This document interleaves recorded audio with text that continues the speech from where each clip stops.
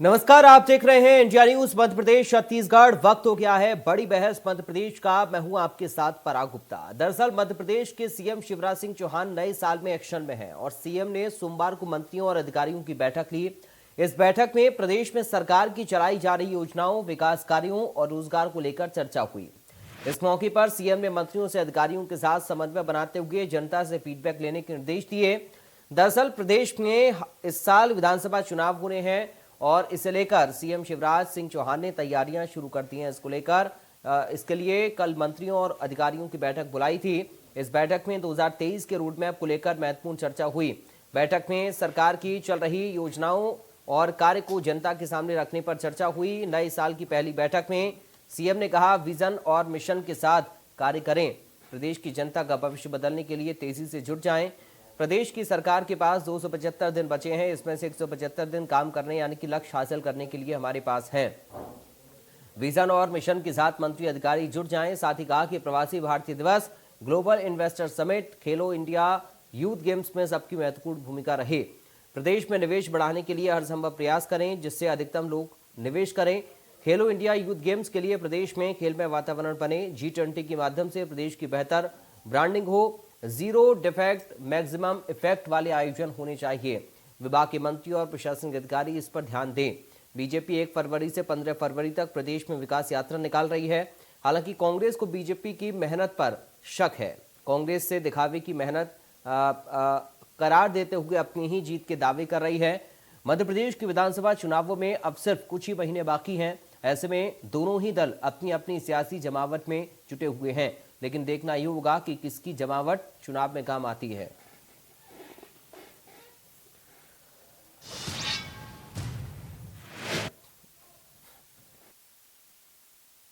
संगठन के बाहर सरकार में मजबूत करना है तो सामूहिकता ही उसका आधार है और भारतीय जनता पार्टी का तो प्राण तत्व है सबके साथ बैठकर सामूहिक चिंतन करना, मनन करना, योजना बनाना, फिर उसके क्रियान्वयन की नीति रीति बनाना।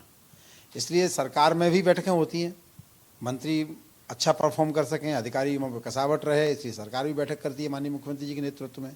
संगठन की बैठकें होती है माननीय प्रदेश अध्यक्ष जी के नेतृत्व में। ये बैठकों के आधार पर ही तो भारतीय जनता पार्टी आज इतना बड़ा संगठन बना है, विश्व का सबसे बड़ा राजनीतिक दल बना है। सामूहिकता के आधार पर लोगों को हम जोड़ते जाते हैं, सबको जिम्मेदारियां देते हैं, हर हाथ को काम, हर काम के लिए हाथ, हर कार्यकर्ता को काम, हर काम के लिए कार्यकर्ता। ये हमारा काम करने का तरीका है, इसलिए बैठकें करते हैं। कांग्रेस के एक्टिव होने ना होने से आपको क्या चिंता है?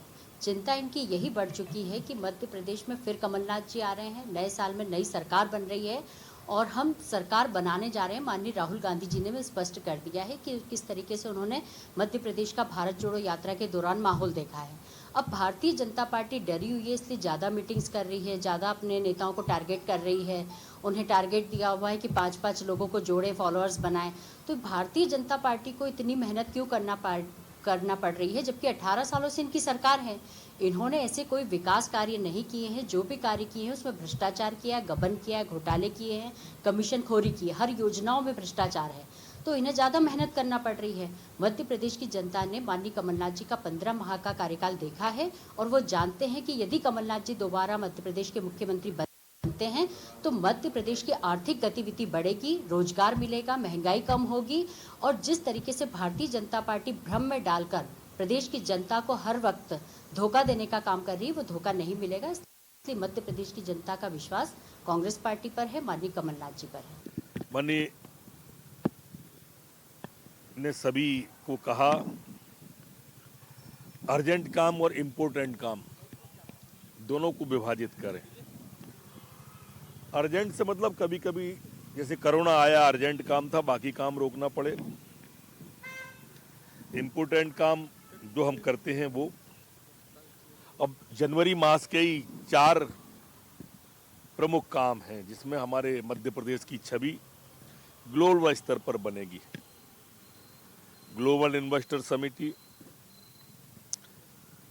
प्रवासी भारतीय दिवस, माननीय प्रधानमंत्री जी खुद आ रहे हैं, 3 दिन का है ये। खेलो इंडिया और G20 की बैठक, ये जनवरी का है और इसलिए इसमें जीरो डिफेक्ट और मैक्सिमम इफेक्ट के साथ हमको इन चारों को देखना है। 1 फरवरी से 15 फरवरी तक, जो जनवरी के बाद फरवरी का प्रोग्राम उन्होंने बताया। तो चलिए, दो खास मेहमान हमारे साथ जुड़ गए हैं, आपका परिचय करा दें। कांग्रेस पार्टी से प्रवक्ता नीलाभ शुक्ला हैं। नीलाभ शुक्ला जी, आपका स्वागत है। बीजेपी से प्रवक्ता सचिन सक्सेना हैं। सचिन सक्सेना जी, आपका स्वागत है। सबसे पहले सचिन जी, शुरुआत में आपके साथ ही कर रहा हूँ।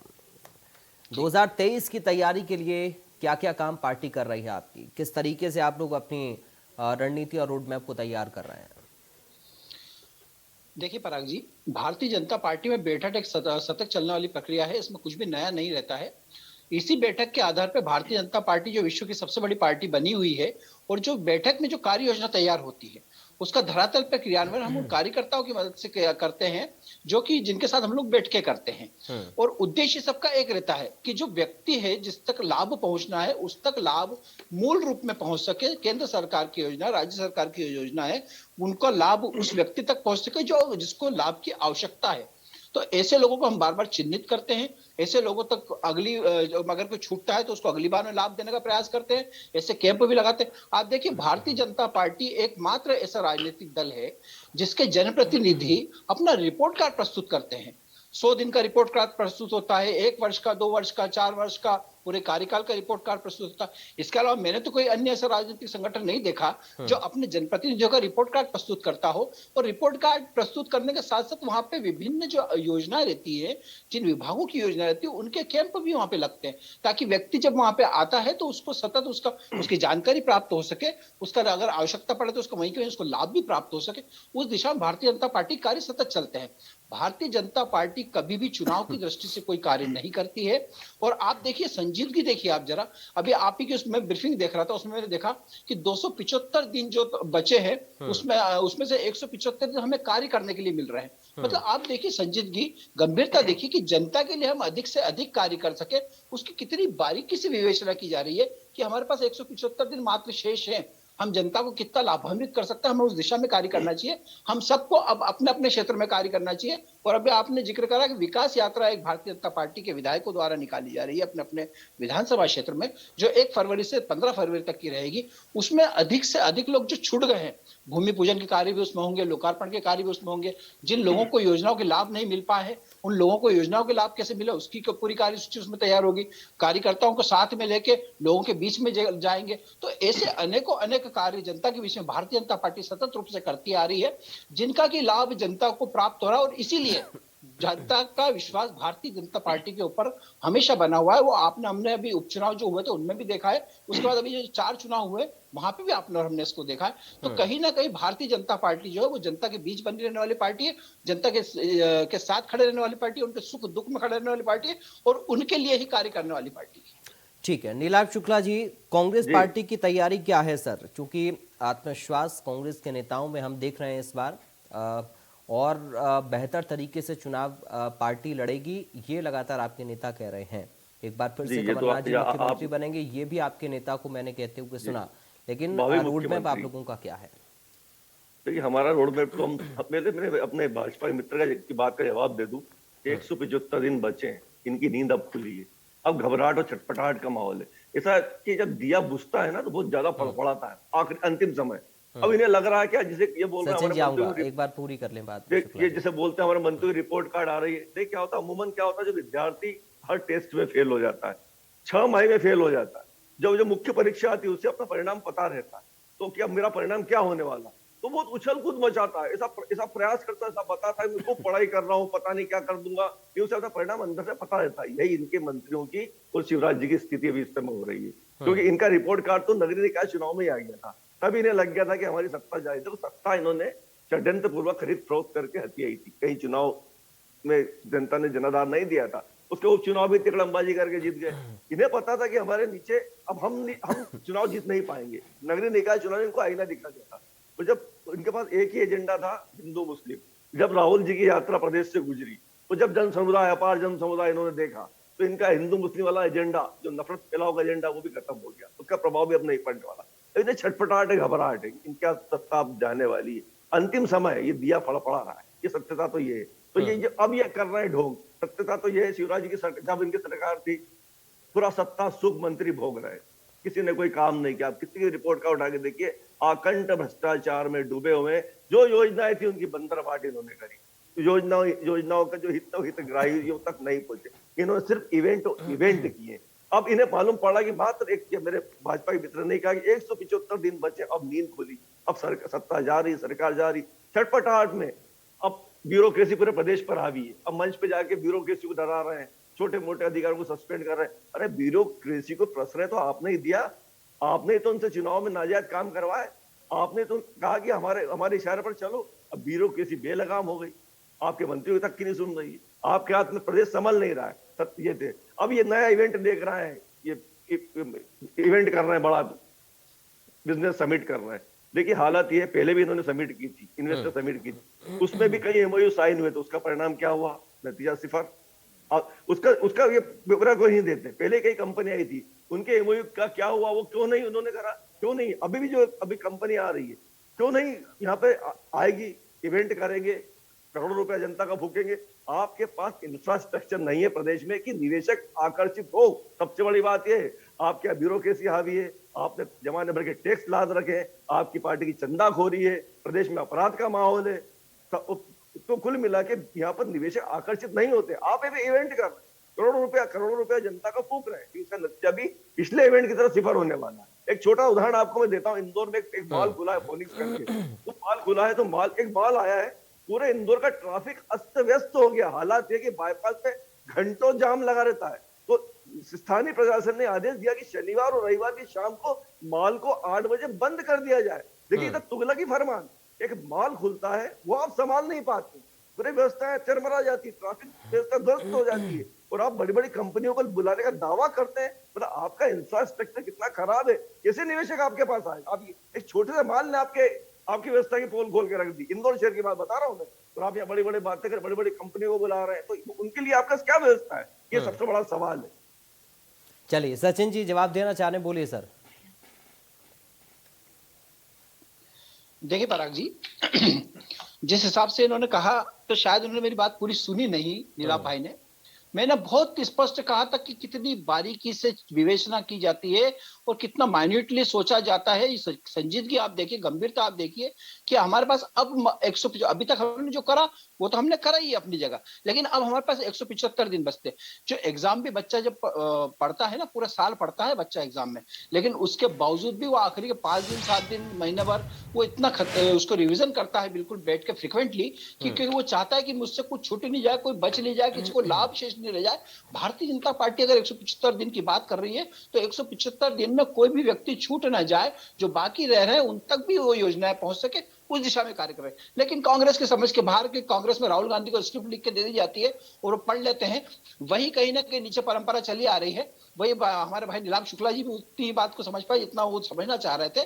अब इन्होंने बात करी इंदौर की किसी मॉल की, मुझे नहीं मालूम है किस मॉल की बात कर रहे हैं, लेकिन इनको एक छोटा सा मैं वाकया याद दिलाना चाहता हूं कि 8 बजे का फरमान निकला नहीं निकला मुझे जानकारी में नहीं है, वो भी समझ लेंगे उस बात को, लेकिन 7 बजे दुकानें बंद होंगी दिग्विजय सिंह के शासनकाल में, क्योंकि बिजली की उपलब्धता नहीं है। ये तो सरकारी फरमान निकाला गया था पूरे मध्य प्रदेश में, ये तो छुपावा किसी से नहीं है।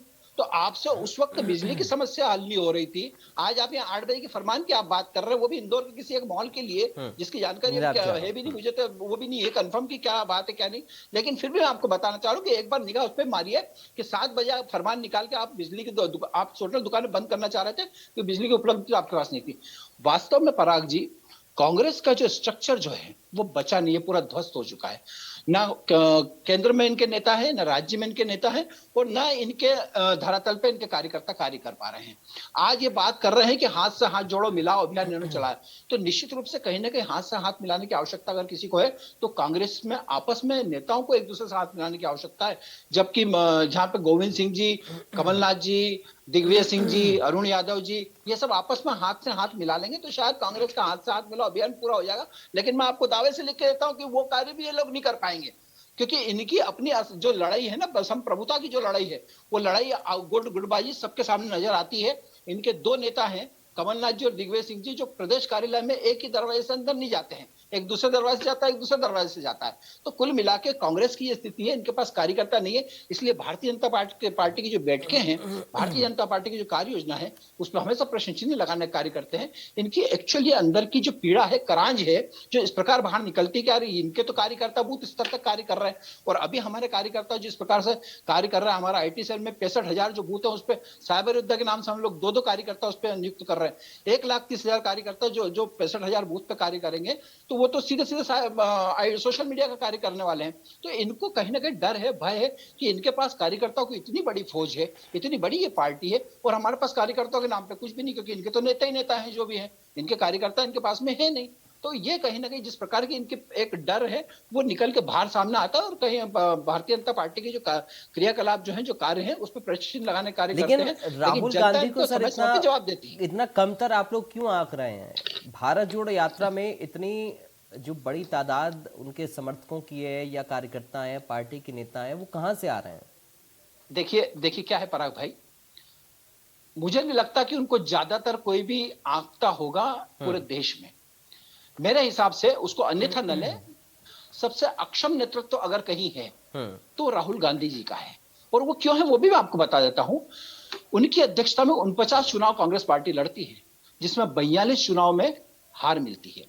अभी उत्तर प्रदेश का चुनाव हुआ था, उत्तर प्रदेश के चुनाव में 403 सीटों में से 399 सीट पे कांग्रेस खड़ी हुई थी, और 399 सीट में 387 सीट पे कांग्रेस की जमानत जब्त हुई है। मात्र 2 सीट पे कांग्रेस जीती है, और वो जो 12 सीट जो बची थी वहां पे भी उनका वोट शेयर कम हुआ है। तो आप हम अंदाज लगा सकते हैं कि मैं अक्षम नेतृत्व अगर बोल रहा हूं तो उसके पीछे क्या कारण है, और क्यों मैं अक्षम नेतृत्व बोल रहा हूं। आप वो जो 2 जगह जाके सभा करते हैं, गुजरात में 1 दिन की छुट्टी लेके जाते हैं, वहां दोनों जगह कांग्रेस बुरी तरीके से हारती, जमानत बचाना मुश्किल उनका हुआ वहां पे। तो हमें समझ में आता है कि राहुल गांधी के जाने से कितना प्रभाव पड़ता है, कितना। हिमाचल नहीं गए, लेकिन हिमाचल में सरकार बन गई उनकी, क्योंकि वहां नहीं गए वो।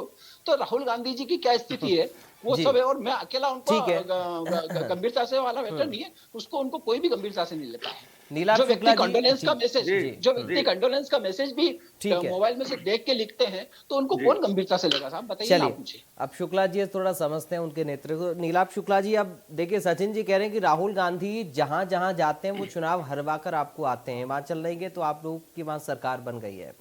लेकिन राहुल गांधी की इस यात्रा को लेकर जितना जोश कांग्रेस पार्टी के अंदर है, उतना जोश क्यों नहीं कांग्रेस के नेता राहुल गांधी की इस यात्रा की सफलता के लिए दिखाते हैं बीजेपी के प्रवक्ताओं के जवाब में? ये क्यों नजर नहीं आता है सर? ग्राउंड पर तो भीड़ नजर आ रही है, लेकिन जब राहुल गांधी को कमतर आंकने की कोशिश बीजेपी के नेता करते हैं तो आप लोगों के पास कोई जवाब क्यों नहीं बनता है? देखिए, इनके जो राहुल जी का नाम ये जप रहे हैं, ये इनकी घबराहट और छटपटाहट है। जिस तरह से प्रदेश में भारत जोड़ो यात्रा गुजरी, राहुल जी की यात्रा गुजरी, आपने देखा ये जन यात्रा बन चुकी थी। लाखों की तादाद में कांग्रेसों के अलावा आम जनता जुड़ी, आपने देखा होगा।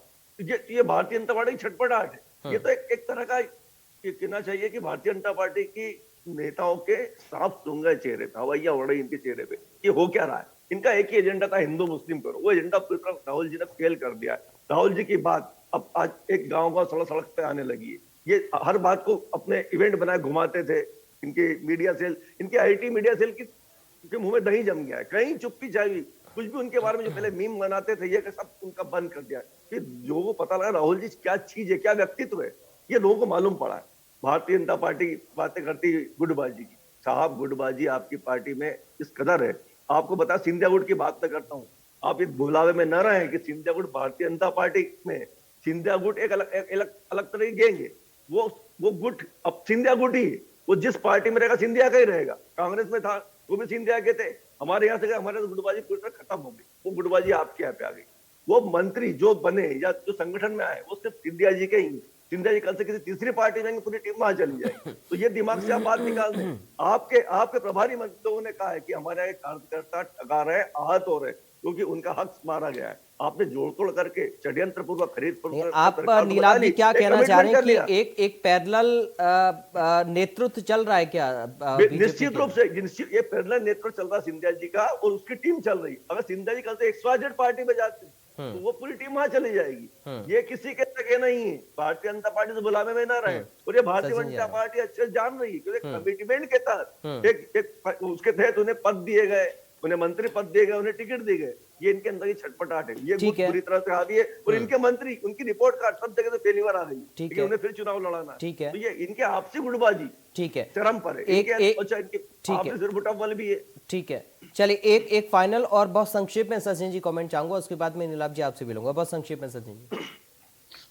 देखिए पराग जी, जिस हिसाब से इन्होंने गुटबाजी की जो बात की, सबसे पहले राहुल गांधी की यात्रा की जो बात की, तो कमलनाथ जी ने उस पर कहा था कि हम तो मर रहे हैं यात्रा में 7 दिन में। वो हमें समझ में आया कि राहुल गांधी की यात्रा कितनी प्रभावशील थी, कितनी क्या थी, वो समझ में आता है। दूसरी बात पे मैं आता हूँ कि इन्होंने बात कही कि गुटबाजी हमारे इसमें नहीं है, तो गुटबाजी नहीं है, लेकिन फिर भी कमलनाथ जी को और दिग्विजय सिंह को राहुल गांधी जी राजस्थान में बुला के और पैक्ट करवाने की कोशिश करते हैं, उनके सामने हो जाता है, लेकिन बाद में फिर क्या होता है आपको हमको सबको मालूम है। इसी तरह अशोक गहलोत जी को और सचिन पायलट को बिठा के पैक्ट करवाने की कोशिश करते हैं, बाद में क्या निकल के आता है वो अभी हमें मालूम है कि यहाँ के अशोक गहलोत जी उनको गद्दार बोलते हैं, सचिन पायलट जी को टीएस सिंहदेव जी को और भूपेश बघेल जी को बिठा के पैक्ट करवाने की कोशिश करते हैं, लेकिन साहब गुटबाजी नहीं है हमारे इसमें। अरे फिर पैक्ट करवाने की कोशिश किस बात की कर रहे हो अगर गुटबाजी आपके इसमें नहीं है तो? स्पष्ट नजर आ रहा है कि अरुण यादव को कैसे हाशिए पे रखा जा रहा है। स्पष्ट नजर आया है कि जब अविश्वास प्रस्ताव आप लेकर आते हो तो क्यों कमलनाथ गुट के सारे विधायक बाहर हो जाते हैं, बाला बच्चन बाहर रहते, माननीय कमलनाथ जी बाहर रहते, अविश्वास प्रस्ताव लेकर अकेले गोविंद सिंह जी पड़ जाते हैं। तो ये सब नजर आता है कि कहाँ कितनी गुटबाजी है। मुझे लगता है उसको बहुत ज्यादा डिस्क्राइब करने की आवश्यकता नहीं है कि इनकी गुटबाजी कितनी है। ठीक है, बहुत संक्षेप में नीलाभ जी कमेंट, बहुत संक्षेप में सर, बहुत जल्दी। इनकी गुटबाजी सिंधिया गुट, गौतम मिश्रा जी गुट, नरेंद्र तोमर जी गुट, शिवराज जी गुट, और भी तरह तरह गुट चले आ रहे हैं। दूसरी बात, इनकी नाक पे दम किए हुए उमा भारती जी, तो इनकी तो हालत बहुत ज्यादा अंदरूनी खराब है।